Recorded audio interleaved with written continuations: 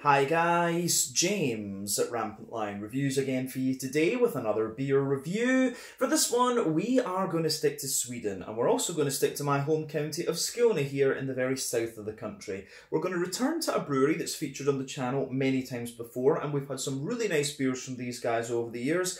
I would say that this brewery are best known for their different kind of hazy and fruit IPAs, but in more recent times they've been doing some really nice kind of very sweet, fruity, juicy, modern, Nordic, whatever you want to call them, sour beers, and some quite interesting pastry stouts. So if those are styles that tickle your fancy, this is a Swedish brewery that I do recommend you check out.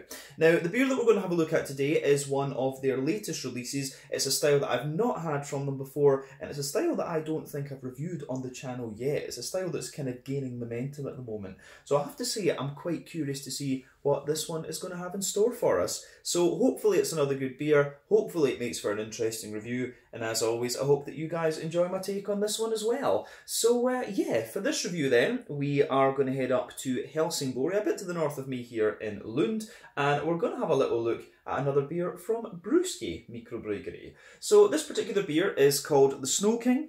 It comes in at 6.6% ABV, and this one is a cold IPA. So yeah, essentially a cold IPA is one that undergoes a cold fermentation that's got a slightly longer fermentation than a regular New England or West Coast IPA from what I understand.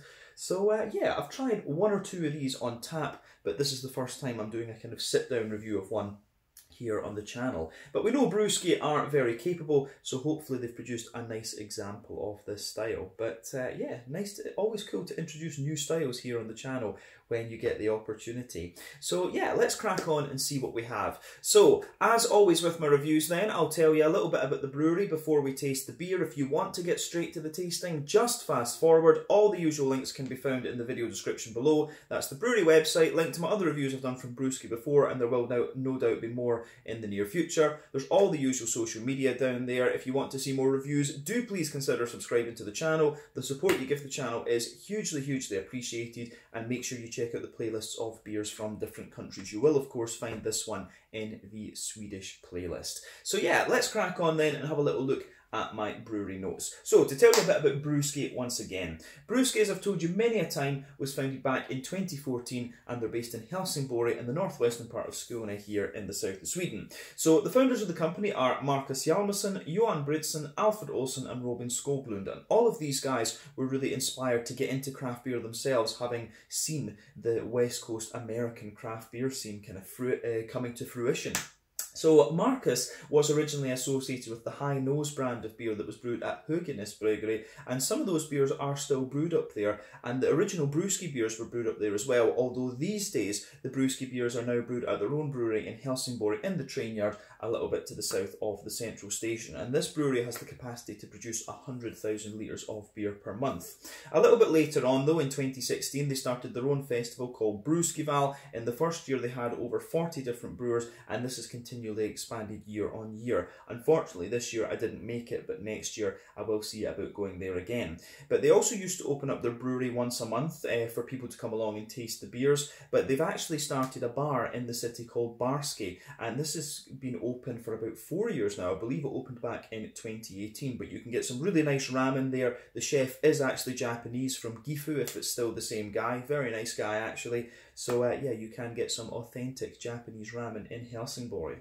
But they now have some of their beer being brewed in the US at Tampa Bay Brewing Company. It's mainly the IPAs that they're brewing over there. The other things are exported across. But at the moment they're looking to open up a bar in Oslo where Marcus has a distribution company called Brewski, and they're importing the Swedish beers into Norway. So hopefully he starts to bring a few Norwegian things the other way as well. But they've recently opened up a new bar in Helsinki, right in the centre. It's actually very close to the central railway station in Helsinki, and they're looking at opening up one in Copenhagen as well, from what I understand. But at the moment these guys are producing around 350,000 litres of beer per year in total, and as of September 2022, when I'm filming this review for you, they have produced 420 different kinds of beer according to Untappd. Like I said to you earlier, this brewery is best known for their different kind of fruity, hazy IPAs. The Fever series was always a big favourite of mine. You know, they do some very good New England hazies. And yeah, I think the most interesting beers they're doing at the moment are the pie and the cake series. The pies are, you know, big fruity juicy Berliner Weisses. The cakes are these big imperial pastry stout things, and those are most definitely worth checking out if you get the chance. But yeah, that is all I can really tell you about Brewski Mikrobryggeri for the moment. If you want to learn more about these guys, you can of course check out the brewery website, follow their social media, and that'll keep you up to date. And you can of course check out the other reviews that I've done from them in the past. But yeah, let's crack on and have a little look at this, my first cold IPA on the channel. So yeah, as you can see there, you have Mr. Snow King. That is one of the owners, but if I remember correctly, but I can't think which one it is. But yeah, there you can see the little Brewski man on the side here. This is the symbol, or one of the symbols of the brewery. You can see Snow King, and it is of course in one of these 330 Red Bull type cans. I forget how much this one cost me. I think it might have been about 40 Swedish kroner, so that's about €4, £3.50 sterling, maybe about $4.50 American, something like that. But yeah, plain silver top on the can.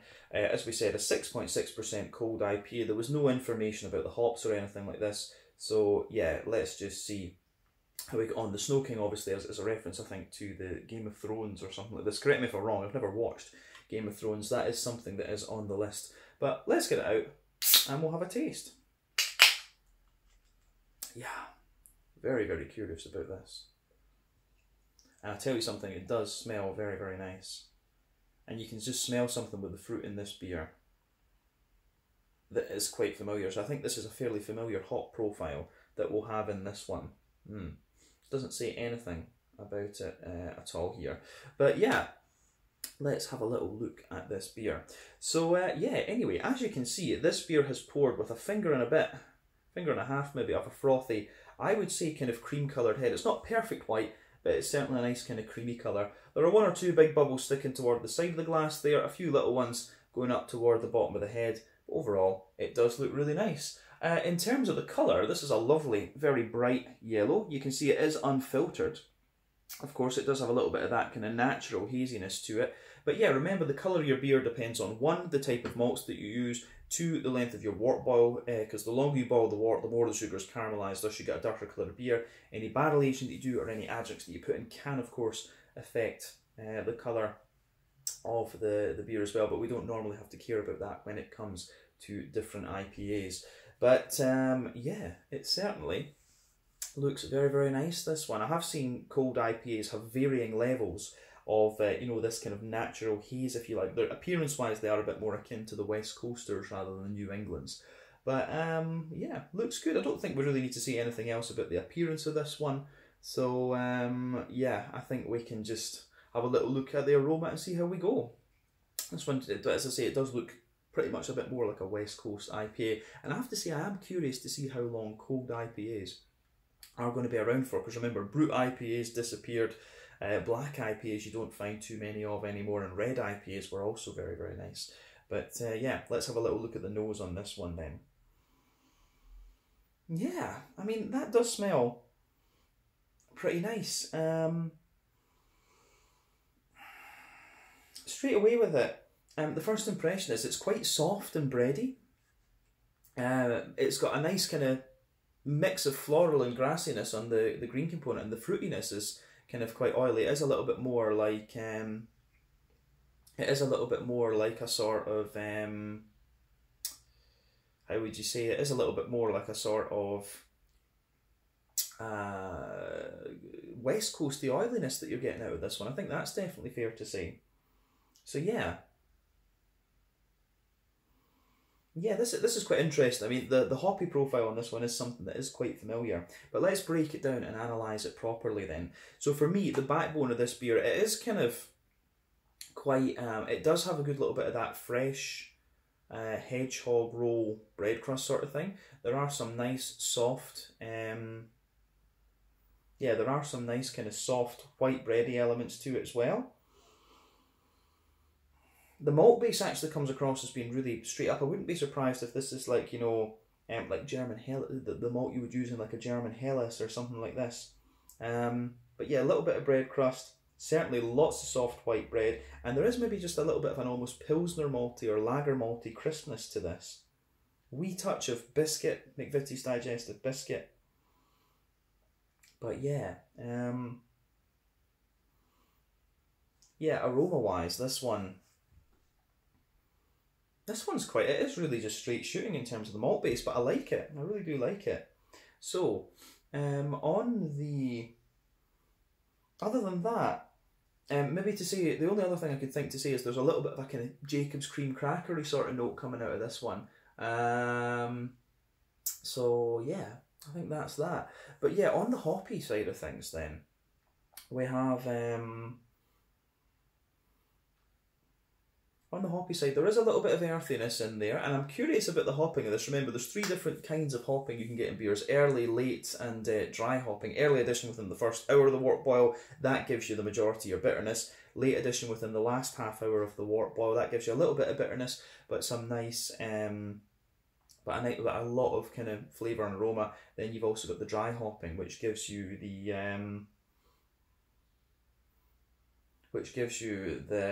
how would you say, that gives you the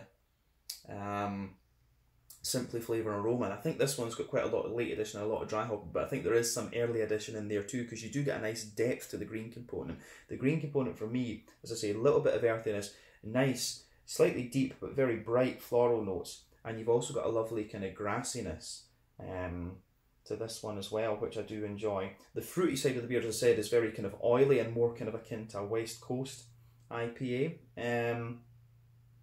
Yeah, there is something kind of familiar about this. From this beer, I'm getting a good little bit of mango, a bit more of an oily mango. There is a wee touch of passion fruit in there. I wouldn't be surprised if it's like Citra or maybe Idaho 7 as well, because it does have some of the softer apricot-y pine and bright pineapple-y notes. It could also be something like Victoria's Secret as well. But yeah, quite bright, juicy mangoes, a little bit of a stronger passion fruit as well. So Idaho 7, maybe even Citra or Victoria's Secret wouldn't surprise me in this one, but there is a fairly strong orangey component, which makes me think, you know, Mosaic or Azaka. You know, the pineapple notes could make me think Azaka, because that would explain the strength of the pineapple that you get out of this too. But yeah, good little bit of an orangey character to this one for me, not so much in the way of a kind of lemon-limey element to it, but yeah, I do like how this beer goes about its business. Yeah, aroma-wise, this is very, very nice. Yeah, that's interesting just to actually sit down and take a bit of time to properly smell a cold IPA for the first time. So yeah, it does give me the impression it is a bit more like a kind of, it's got a wee bit of a kind of wet, it really is more akin to the West Coast. I expected it to be a little bit more kind of crisp in the malt base, but we'll see. I'll need to try a few more of these and see what we think. But yeah, let's go for it and have a taste of this one then and see how we go. As I always say though, take a bit of time to enjoy the aroma of the beers before you get stuck into them. But we'll taste this now. So yeah, this one is the Snow King, a 6.6% cold IPA from Brewski Mikrobryggeri in Helsingborg here in Skåne in the south of Sweden. Slange, skål, cheers.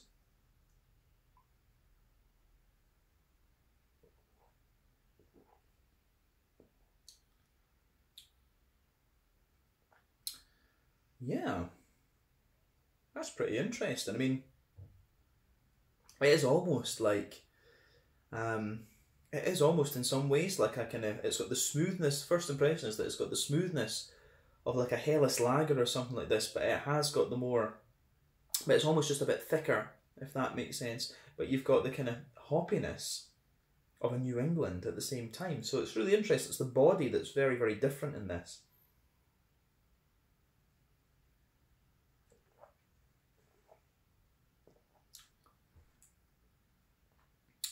Yeah, that really is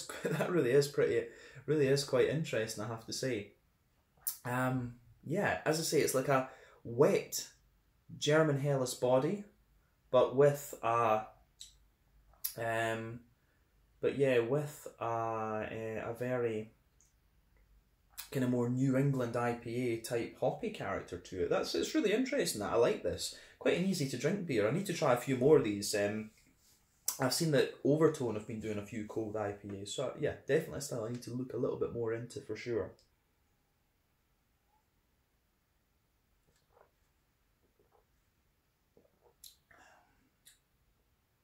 Yeah, anyway. Let's break this down and describe it a wee bit more in depth. Quite a straight shooting beer, but I think just quite nicely done. So, middle third of the palate then. Backbone of the beer. You've got that nice little bit of kind of fresh white bready bread crust, and then on top of that, there's a lot of like fluffy but slightly dense fresh white bread. I'm getting a lot of that out of this one, which is quite interesting.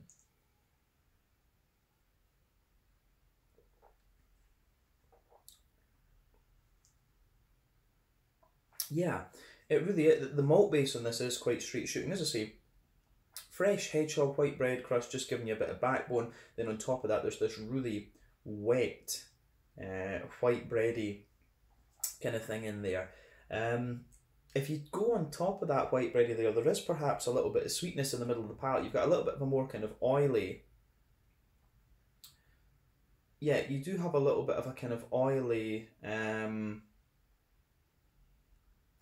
caramelly note to this one. In the dead centre of your palate, there is a bit of a slightly oily, caramelly type thing coming out of this, which is quite interesting. So yeah, that for sure comes out of this beer.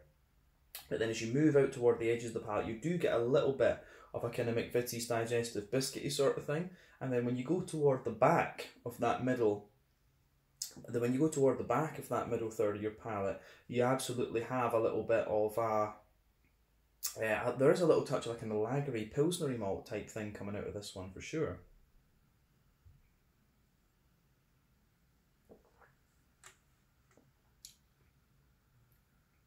But yeah, as I say, the middle third of the palate in this one, it really is just like a wet bread, a little bit of sweetness and a wee bit of bread crust underneath. It really is nice. I really like how it goes together, actually.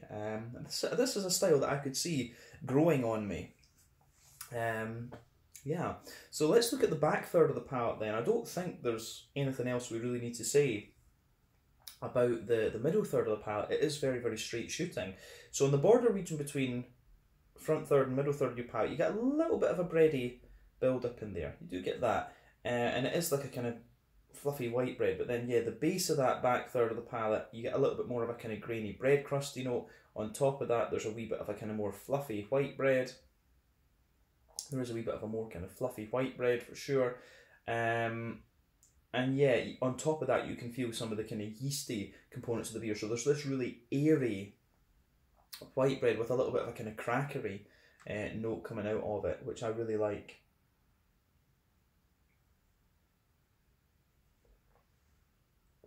Yeah. So yeah, bit of a more grainy bread crust, a more dense white bready sort of thing, but with a wee bit more graininess. And then yeah, you've got these lovely airy yeasty esters, yeasty bready notes coming out of this one. And as I say, there's a bit of a crackery, very slightly woody sort of thing there. But yeah, on the back third of the palate there, you can see the flavour really is a little bit taller. Then as you come into the middle third of your palate, it just kind of condenses down a wee bit, and you start to get that. You can feel that those flavours are a wee bit more squashed together. But as I say, very like wet white bread for sure. Yeah, I like that. So on the yeah, I think that's everything we need to say about the malty and yeasty side of this beer. But yeah, quite different from what I expected. I expected this one. This is quite a bready one. I expected it to be a little bit cleaner than this, but I do like what it's doing. So on the hoppy side of things then, back corners of the palate, you've got a nice little bit of earthiness in there. As you move further forward, it is a little bit herbal, and as you push toward the kind of front corners of the palate, I think it does have a nice little bit of floral character. But overall, the green component in this one is really quite wet, and I think that's quite in keeping with the rest of the stuff that's going on in this beer.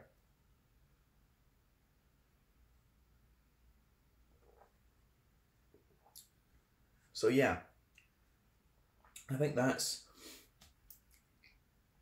is quite nice for sure. So yeah, you get this nice, you do get a little bit of brighter, slightly more spicy greenness coming out of this beer later on, but yeah, it is kind of wet. But round the front curve of the palate, it's a little bit lighter and a little bit more grassy. And as I say, there's a wee bit of zestiness to the grassy character in this one. But yeah, the green component I think is really, really quite wet. But yeah, on the front third of the palate then, the border region between front third and middle third of your palate, you get a little bit of a bready build up once again, so you can feel that little bit of breadiness in there, and then the base of the front third of the palate is a little bit more, a little bit of a kind of, a little bit of a more kind of smooth white bread, but again it just feels a little bit sweeter. Remember, the sweeter flavours come out further forward on the palate, but the more bitter, grainy flavours come out further back. This beer's making me think a lot, again, because it's a style that I've not reviewed on the channel before, but one that I was a little bit familiar with. But yeah, as I say, a little bit of a kind of bread crusty build up, then the base of that front third of your palate is more kind of soft white bread, and on top of that you get that nice oily bubble where the juicy fruity esters roll their way out of the beer.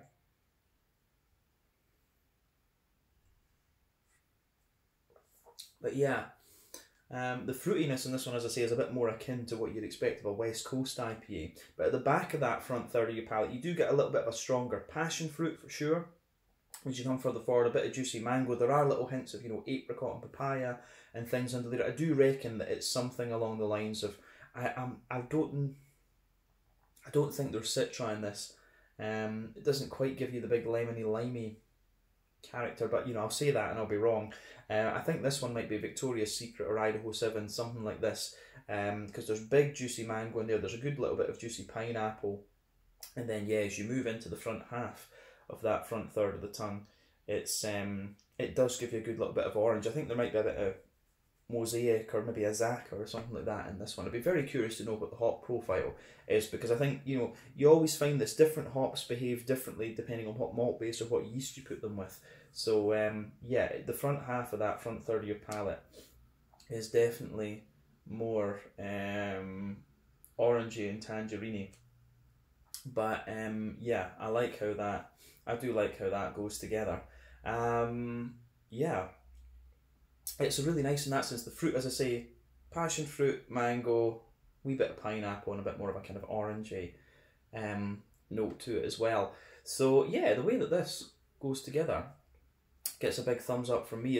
I like the West Coasty fruitiness, but I like the kind of lager crispness to it. So as I say, I think this is a style that I could really get into over if I try a few different ones and things like that. I love my German Helles lagers, and I also enjoy a good West Coast IPA. So I think this could be right up my street. We'll need to keep an eye on this as a style, generally speaking.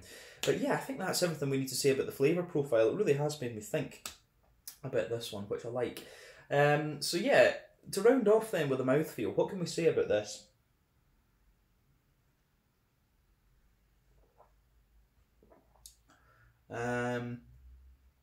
For me, bottom end of mid-body, carbonation's quite smooth. It really has quite a wet mouthfeel to it, which I enjoy. So yeah, nice wet mouthfeel. Carbonation's very smooth. IBU-wise, I think this is a kind of standard 30. Standard 30 IBUs. Malt basically say really smooth. There's a little touch of sweetness to it, not a lot, but then you've got this nice kind of wet, more oily, fruity, juicy character to the beer. So yeah, it gets a thumbs up from me. Absolutely, I like how this one goes about its business, and I certainly need to try a few more cold IPAs. So yeah, I think we can leave it at that for this one. This one was the Snow King, a cold IPA at 6.6% ABV from Brewski Mikrobryggeri in Helsingborg here in Skåne in the south of Sweden. So once again, thank you for watching my beer reviews. Until the next time, please like, subscribe, share, all the usual YouTube stuff. Let me know your own thoughts on this beer in the comments section below. Let me know what your favourite beers are from Brewski Mikrobryggeri as well, and I will catch you guys in another review very, very soon. Slange, skål, cheers. Do make sure you check out some cold IPAs and give me some recommendations below as well. Ciao just now.